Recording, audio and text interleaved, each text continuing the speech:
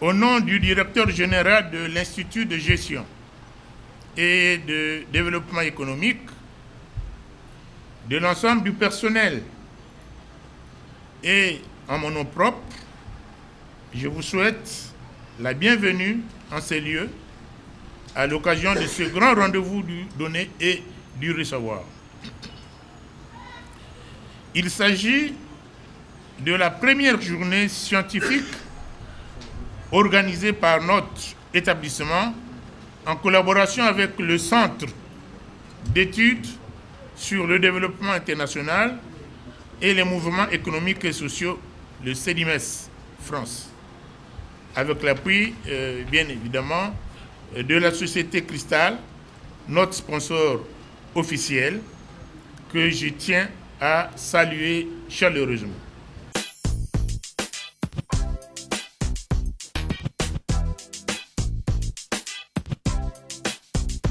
En 2006, j'avais fait un ouvrage, c'était Idée directrice pour une autre politique en Afrique.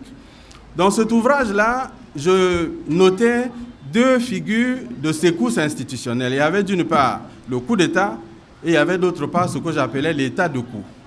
Mais en 2022, après y avoir retravaillé longtemps, j'en arrive à une typologie qui est composée de deux genres, chaque genre ayant des espèces. Chaque espèce contient des cas particuliers et à côté de chaque cas particulier, il y a des cas accidentels. Au niveau des espèces et en ce qui concerne l'alternance au pouvoir en Afrique post-coloniale, qui n'est pas sans lien avec le mode de gouvernance, j'observe qu'il y a d'une part, et c'est le premier genre, le mode de gouvernance et d'alternance au pouvoir par les élections. Ici, il y a deux cas de figure. Nous quittons le genre pour tomber dans les espèces. La première espèce, c'est celle où une élection a eu lieu et où une alternance se fait pacifiquement, c'est-à-dire le perdant reconnaît la victoire du gagnant.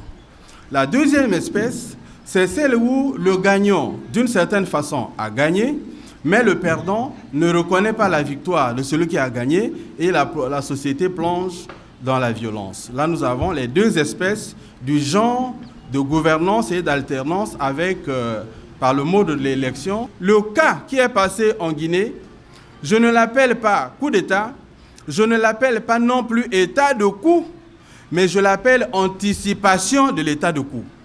C'est-à-dire que la Guinée s'est retrouvée dans une situation, le président Doumbouya, d'après les premières explications que nous avions reçues, s'est retrouvé dans la situation où il sentait ne plus être en odeur de sainteté avec le président Condé.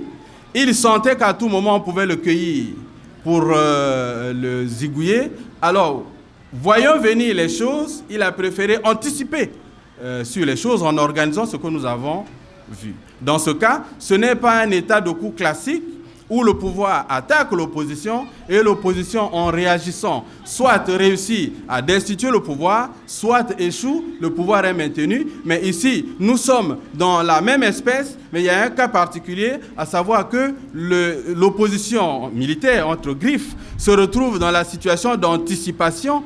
C'est comme si le colonel Doumbouya était entré dans la tête du président Condé. Il a lu ses intentions et il n'a pas voulu attendre passivement. Il a anticipé en le destituant. Mais quand il anticipe pour le destituer, il n'a pas de programme politique. Voilà pourquoi jusqu'à 6 mois aujourd'hui, on attend, on pousse, mais il n'y a encore rien de clairement affiché. Au Congo, la valorisation de l'entrepreneuriat est très récente, comme je l'ai dit. Quoi que l'on peut reconnaître que l'esprit d'entreprise existe depuis belle lurette. Valoriser l'entrepreneuriat, c'est récent, mais l'esprit d'entreprise, ce n'est pas récent au Congo. Et j'en ai pour preuve, à ce stade-là, c'est que depuis les temps que nous avons connu, parallèlement au système qui est en place, des entrepreneurs. Et pour mémoire, il y a encore quelques places qui existent. Vous avez, mais malheureusement, ces entrepreneurs ne s'appelaient pas entrepreneurs, on les appelait simplement commerçants. Vous pensez à Ebina, vous pensez à Tchétché, vous pensez à Kwanti, à Oyo, etc. Mais c'était des entrepreneurs. Ils embauchaient des gens. Ils organisaient leur système de production. Ils répondaient à des besoins réels. Mais seulement, ils n'avaient aucun statut social. Bien au contraire, ils étaient suspectés par le fait que, n'étant pas fonctionnaires, ils arrivaient à subvenir aux besoins de leur famille et même à être riches. Pour la société, c'était des personnes suspectes. Nous sommes là dans un Congo où le seul travailleur, c'était le fonctionnaire. Le maçon n'était pas un travailleur. Et pourtant, il construit votre maison. Et lui-même, le maçon, il se considère pour un pauvre type. Et l'entrepreneur, cet entrepreneur riche, quand il vient dans un milieu où il y a des fonctionnaires, ben, il parle à peine. Sauf quand il faut sortir un peu d'argent, on reconnaît qu'il existe. Comment cela se fait? Avoir l'esprit d'initiative dont faisaient montre nos anciens, ceux dont je viens de parler, on ne peut pas soutenir le fait que les Congolais n'aient pas l'esprit d'entreprise. C'est ce qui nous a été infligé, nous, au Forum des jeunes d'entreprise, depuis la création. Alors pourquoi est-ce que les Congolais ont manqué? J'ai lu un jour un article sur la création d'entreprises, car la littérature en la matière est abondante, qui dit que l'acte d'investir est avant tout un choix et une décision d'entreprendre. Je pense que le docteur Galbas le connaît parce que j'ai entendu tout à l'heure sur lui, c'est la notion de choix. Cette décision est personnelle, mais souvent influencée par les facteurs environnementaux. C'est-à-dire que des facteurs ayant un rapport avec le vécu familial et professionnel de l'entrepreneur. Ces vécus parmi lesquels on peut avoir des aides dont il bénéficie, les aides de toute nature, hein, qu'elles soient financières, matérielles ou psychologiques. Psychologiques, c'est important. Quelles sont les difficultés que les entrepreneurs rencontrent souvent et comment le faire face au fait?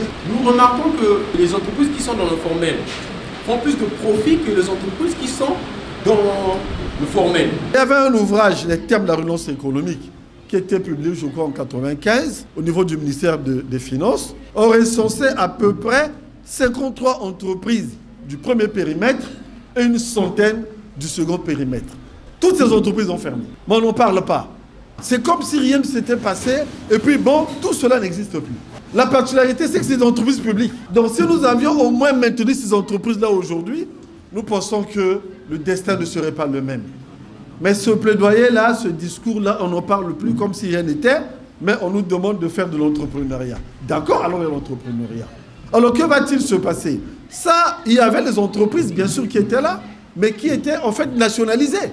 Parce qu'ils appartenaient au privé, on les a fait tomber dans le domaine public. On les a fait tomber dans le domaine public, on crée donc des entreprises publiques. On les a nationalisées. On les nationalise en oubliant que ceux qui vont gérer ces entreprises n'ont pas de relation avec la gestion de l'entreprise, n'ont pas de lien avec la propriété de l'entreprise. Donc ils n'ont pas en tant que tel une relation de rendre compte ou de bienveillance. Voilà les termes qu'il faut voir. Parce que l'entrepreneur est alertness, il est précautionneux, il est attentif, il est vigilant.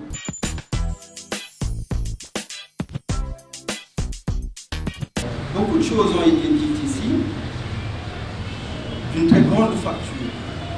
Je n'y reviendrai pas. Aux preuves, ce sont je dirais au patois, des Ngangamayele de notre pays, pas les moindres. Ceci est un ouvrage écrit par le directeur général de l'IGE.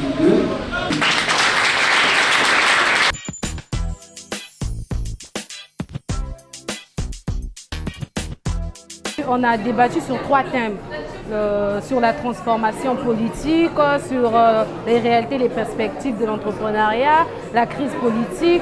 Et ces professeurs nous ont démontré comment ça se passe dans l'entrepreneuriat, comment surmonter la crise économique, politique qui se passe dans notre pays, comment faire développer l'économie du Congo. 24 ans depuis que l'IG2 existe, notre établissement s'est lancé dans les activités d'enseignement supérieur, sinon de formation. Aujourd'hui, nous avions réalisé la première édition de 2022.